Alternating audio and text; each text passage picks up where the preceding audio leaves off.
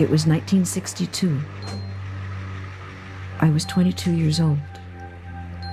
I was rushed to the emergency room with a fever of 105 and blood poisoning. I had had an illegal abortion. Blindfolded, without anesthetic, I never saw the face of the abortionist.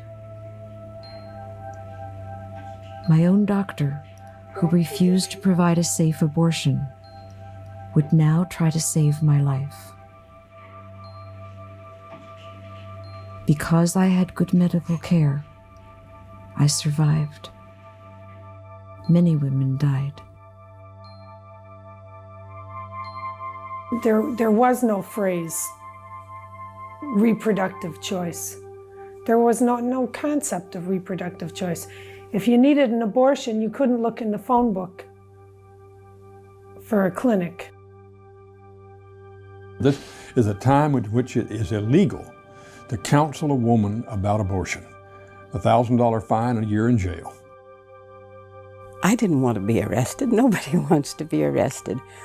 But if you see something that's so wrong socially, and you have a chance and you don't do anything about it, it's hard to sleep with yourself at night. From 1961 until 1973, the struggle for abortion rights became one of the fastest growing social movements in the history of the United States.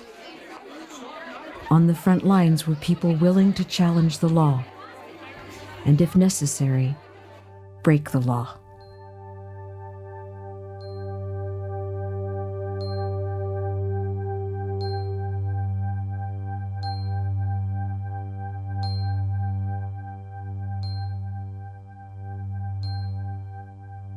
Abortion first became a crime in the United States in the mid-1800s. Historians estimate that for more than a century, at least 500,000 clandestine, illegal abortions were taking place each year. Some women found safe operations, but most faced the back alleys. Every day, hospitals admitted women infected and bleeding. One I can think of was a classmate of mine who had an abortion that was done actually by her mom. And she started to hemorrhage, and the mother could not stop her from bleeding. She brought her in here, and she died. I called the daddy,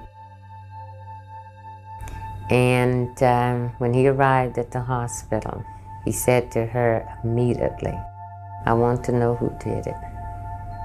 And in every way, she tells me that he made her feel guilty and called her a killer.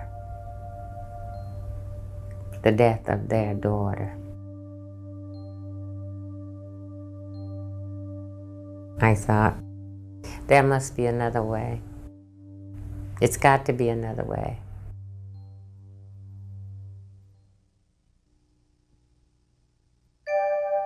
Abortions were reported simply as criminal acts.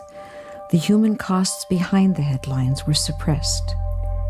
This 1913 film, which dramatized an illegal abortion, escaped the censors.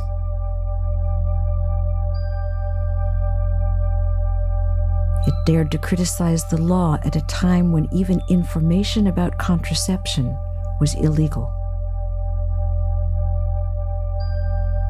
When journalist Lawrence Slater was researching reproductive rights in the 1950s, he found that almost nothing had been written on abortion.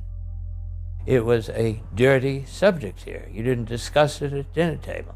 The only thing in the newspapers was a little item, Dr. X arrested for performing illegal abortion. You had no way to get at facts or the real story. There was nothing. Abortion was a taboo subject, surrounded by secrecy and shame.